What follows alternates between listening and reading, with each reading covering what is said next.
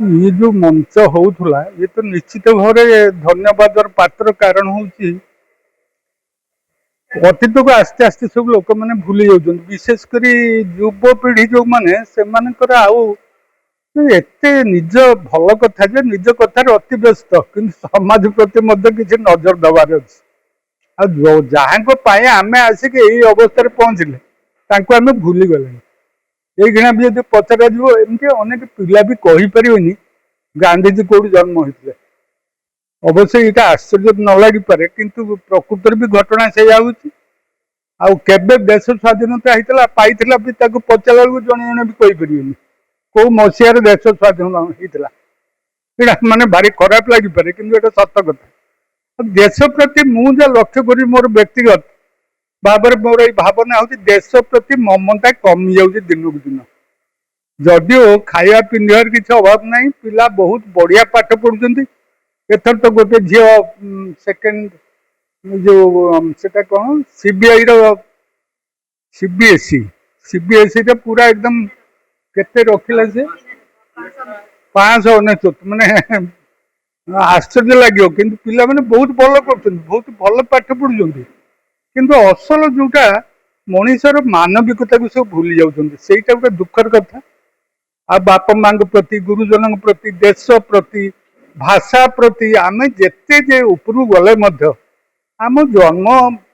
स्थली की आम भूलिया कथा नुहे आम भाषा को आम भूलिया कथा नुहे विशेषत्व हूँ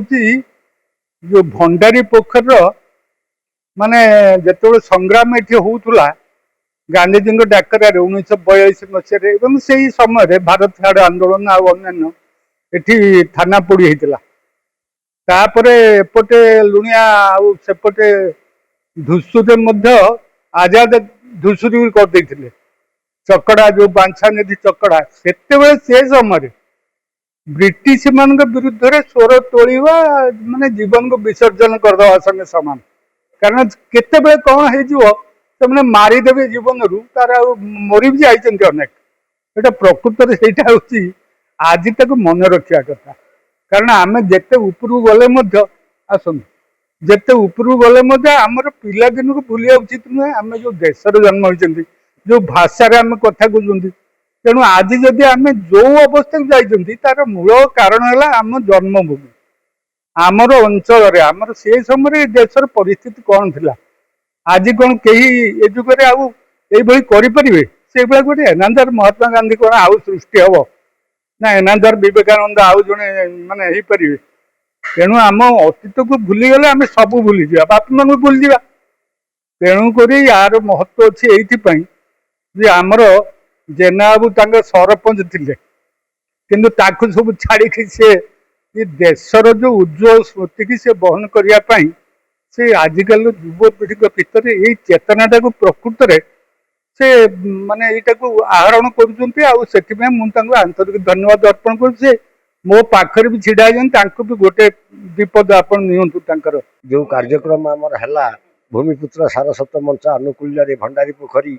थाना पोड़ी एवं रक्ततीर्थ इरम लुणिया गुलिकांड को नहीं गोटे आम वसुधार स्वतंत्र संख्या करूँ आभिमुख्य उद्देश्य हूँ जे आकु केमिति जो ओडिशार एकमात्र शहीद होता महिला शहीद परिबेउआ सी बाबद इतिहास अज्ञ एवं स्थानीय युवपीढ़ी विशेषकर जो मैंने बुद्धिजीवी से आर दूर रही तेणु केमिति आर प्रसार प्रसार एवं आहरी अनुप्राणित करने युवपीढ़ी के आम संश्लिष्ट करेबू उद्देश्य हूँ या आज जो कार्यक्रम कलु बहुत प्रथित दशा अनुभव संपन्न व्यक्ति विशेष उदाहरण स्वरूप डॉक्टर रामचंद्र पंडा जे कि भद्रक ऑटोनोमस कॉलेजर पूर्वतन अध्यक्ष भाव में मुख्य अतिथि भाव में आम सहित जोगदे एवं गुड़िए सारगर्भक कथा बाबद से आलोचना कले एवं डॉक्टर क्षीरोद कुमार सामल सी भी जन अवसर प्राप्त अध्यक्ष साहित्यिक एवं प्रथित दशा लेखक प्राबंधिक से अतिथि भाव में मुख्य वक्ता भाव में आम पाखे थे एवं डॉक्टर विश्वरंजन मल्लिक अवनी नायक इत्यादि जो आम थिले सब अभिज्ञ अनुभव संपन्न भद्रक माटी ओडिशा रे जे तार भूमिका भित्तिभूमि कौन से बाबद पुंखानुपुंख आलोचना कले मोर विश्वास ये वार्ता निश्चित आगामी दिन में युवपीढ़ी की अनुप्राणित कर गोटे परिवर्तनशील अनुभव आणव या मोर विश्वास। आम देखिलु कौन कि जो मैंने धरतु ये सहित जड़ित अच्छा विभिन्न वर्गर थी समाज सहित किए डाक्तर को आम समर्थित करूँ से डाक्तर वृत्ति रे थाई मध्य समाज सहित साहित्य सहित जो मैंने जड़ित अच्छा से भली व्यक्ति विशेष को चयन करी आम संवर्धित करूँ। महिला मानक विशेषकर वसुधा सम्मान प्रदान कर उद्देश्य होची से माने गृहिणी हूँ बा कर्मजीविनी हूँ विभिन्न कार्यक्रम थी साहित्य समाज प्रति तांकर जो प्रतिबद्धता अच्छी से मानक सम्मान जन आम संवर्धना प्रदान करूँ। झील मानक जो माने छात्री वर्तमान शिक्षारत से माने जे आम डाकिचु कटकरू भुवनेश्वर से माने श्रम स्वीकार करी एठी आसिक आम सहित उपस्थित होती साहित्य को समाज को संस्कृति को भल पाउथिबा मानसिकता नहीं एठार उपस्थित होई से माने मध्य संवर्धित है। बहुत लोक आम आसीलु उत्सव होता भंडारी पोखरी थानापोड़ी संपर्क में गोटे विशेष अधिवेशन होता से अधिवेशन रे मु मुख्य वक्ता हिसाब से जोग देइथिली। जेतबेले गांधीजी चिंता कले जे जापान जेतबेले भारत को आक्रमण करुच्ची यही समय इंग्रेज अस्तव्यस्त होती तेणु ओर्धारे गोटे मीटिंग कले से मीटिंग रे से कहले जे इंग्रेज को एतिका बेले चाप पकई हम जे गोटे भारत छाड़ आंदोलन आम गोटे उद्यम करवा। तेणु से प्रस्ताव संपर्क में से 1942 मसीहा अगस्ट 8 तारिख दिन से बॉम्बे रे गोटे खोला अधिवेशन रे इंग्रेज सरकार को भारत छाड़ प्रस्ताव देले। तागुरु ओर्धारे जो प्रस्ताव दिखाई से देखिले जे इंग्रेज माने तार किसी प्रतिक्रिया प्रकाश करना। तेणु इंग्रेज माने आखि बुझा करी यही प्रस्ताव को प्रत्याख्यान कले एवं तार प्रतिक्रिया देखले जे 1942 मसीहा अगस्ट 9 तारिख दिन सकाळु जे बॉम्बे रे थिबा समस्त नेतृत्व मानू बंदी कले। से आम ओडिशार प्रतिनिधित्व करते डॉक्टर हरिकृष्ण महता तांको भी बंदी कले। खाली बंदी कलेनी जे समग्र भारत वर्ष रे गोटे दमन लीला चलैले जोटी कांग्रेस कार्यालय थिला कांग्रेस ऑफिस सब थिला कांग्रेस विज्ञापन सब रखा होता सबुड़ा को से ताला पकड़ा कहले जो एमाने ताला न होउची बा जोटी विरोध होउची जे सेमान को जेकोसी कलबले कौशल माड़ मारिकी से गुड़ाक सब बंद करदेवाई कहला। यही समय रे गांधीजी गोटे डाकरा देले 1942 मसीहार यही अगस्ट विप्लवटा इटा लास्ट विप्लव मु भावुची आउ या पर विप्लव करने संभव नुहे। तेणु से डू और डाए करबा मर जेकोसी उपाय आमे भारत छाड़ इंग्रेज को प्रस्ताव देवा एवं आमे